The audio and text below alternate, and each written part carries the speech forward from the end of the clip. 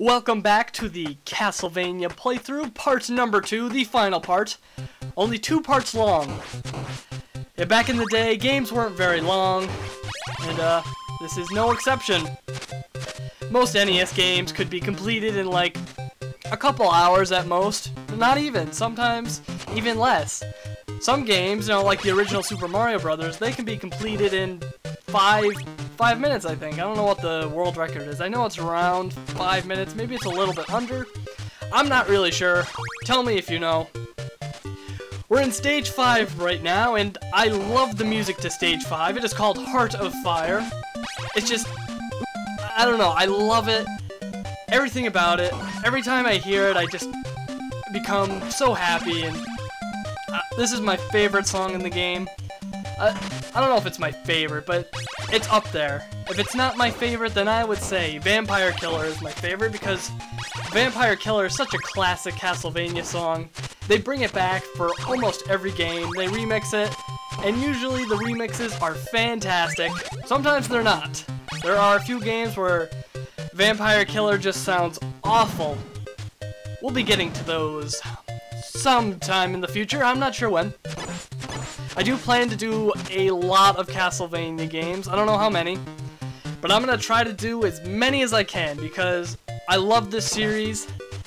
I'd say it's my second favorite game series, right next to Mega Man. I don't know, it's just something about Castlevania. Every different Castlevania is fun because, if you don't know, there's basically 2 types of Castlevania games. There's the linear Castlevania games, like this one, and there's the non-linear ones, which are often called Metroidvanias, because they're very similar to Metroid, how it's an expansive world and there's many alternate pathways and upgrades and stuff like that. They're very similar, and I love both of the styles. A lot of people seem to prefer the Metroidvanias over the linear style, but I like them both equally. I think they're both good in their own right, and neither one is superior in my opinion.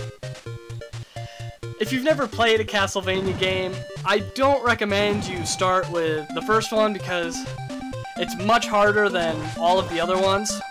I'd recommend you go try one of the Metroidvanias. I don't know which one's easiest, but the one that's most available is Symphony of the Night, and that one is often considered to be the best Castlevania. So, if you have never played a Castlevania game before, try it out. I think you'll enjoy it. I was a bit skeptical when I first started playing the series. I don't know, it just seemed weird, using a whip instead of, your typical video game weapons like a sword or, stuff like that. So I was a bit skeptical coming into Castlevania, but I'm glad I got into the series because I love it. And I am awaiting the next 2D Castlevania game, whatever it may come, I'm awaiting it. The Stage 5 boss is Death, and normally Death is really hard. However, if you have the holy water, you can just chuck it up at him, and he won't be able to move, like this, and it makes the fight really easy. If you have other sub-weapons, it's not that bad. If you got a triple shot cross, you should be good. Watch my Castlevania No Damage boss rush if you want to see me do it without the holy water. I don't know if I mentioned that in the last video, but I made a Castlevania No Damage boss rush. I put it to some awesome music. It's really cool. I'm quite proud of it. Go check it out if you haven't already. Now we're at the final stage of the game, the Castle Keep, and also parts of the Clock Tower. In most Castlevania games, Death is at the end of the Clock Tower area, but not in the original one. They put the Clock Tower area in the final part of the game. In most Castlevanias, the Clock Tower area is usually the hardest, or at least the most annoying area. It's usually filled with Medusa heads, which everyone knows about Medusa heads. They just come from the left and right side of the screen, and they just manage to hit you every time. It's annoying. However, there are no Medusa heads in this Clock Tower section. Instead, we have a bunch of birds carrying hunchbacks, and they're just as annoying, if not more annoying. My only advice to you is to just run through it. Hopefully you go into this part with a full life bar. But, if you don't, then you're gonna be in trouble. And there, I think, was my first death. I wanted to get through the whole game without dying, but I didn't. I was a bit disappointed. I don't think I've ever beaten the game without dying, at least once, so that would have been a pretty cool achievement for me, but regardless, I really don't care that much. If I did complete it without taking any without taking a hit, I probably would have converted this into a challenge, made it the Castlevania No Death Run, or something like that. But yeah, try to climb onto the stairs before you get hit by a hunchback on that platform below. You're most likely going to lose a lot of health, but you know, that's just how it goes. Classic Castlevanias, sometimes you lose a lot of health in a matter of 3 to 4 seconds. We're at the final area of the game. It is the Dracula's chamber, I guess we'll call it that. And right before it is the Grand Staircase, which it appears in every Castlevania game right before you face Dracula, or sometimes not facing Dracula. But near the end of the game, you'll come up to the Grand Staircase, and it always looks cool. You know that you're about to do something cool when you make it to the Grand Staircase. I just let Dracula kill me right there because I wanted to go into the fight with full health. Because Dracula, he's not really a hard boss fight, but you want to go in with full health so you don't die. Because I think I only had around 1 hit left, so I wanted to recharge my energy. One neat trick that I'm sure everyone that's played this game already knows is to climb back down the stairs and then come back up, and all the hearts will be back. You don't need that many. I recommend around 20. Around 20 if you're using the cross. If you're using the holy water, you don't need that many, around 15. I get 30, just to be safe, even though I use the holy water in this fight.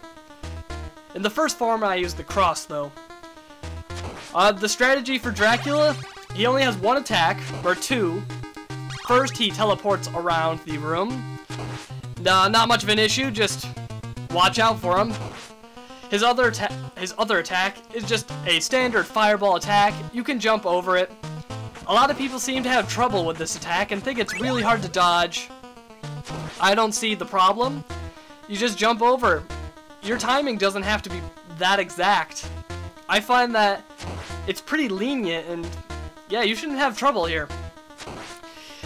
The leftmost candle has the holy water in it, so try not to break it during the first form if you want to use the cross. But if you do break it, make sure you pick it up because it's very helpful for the second part of the boss. If you do happen to pick up the holy water, just hang on to it because you can't hurt him with the holy water during his first form because you can only hit him in his head. I guess his only weak spot is his face. Maybe his cloak is whip-proof. I'm not really sure, but just whip him with your vampire killer and you should be good. And then his head will go flying. And then, whoa, it's the Cookie Monster. I really don't know what this guy is. I have another name for him, but I might offend some people if I say it, so I'm not going to. I'm sure some people know what I call this guy, but just throw down the holy water and then whip his face. He should go down pretty quickly. The holy water is a helpful tool. If you don't have the holy water, throw a bunch of crosses or whatever you have, and he's really not that bad. Just keep your distance, and you should be good.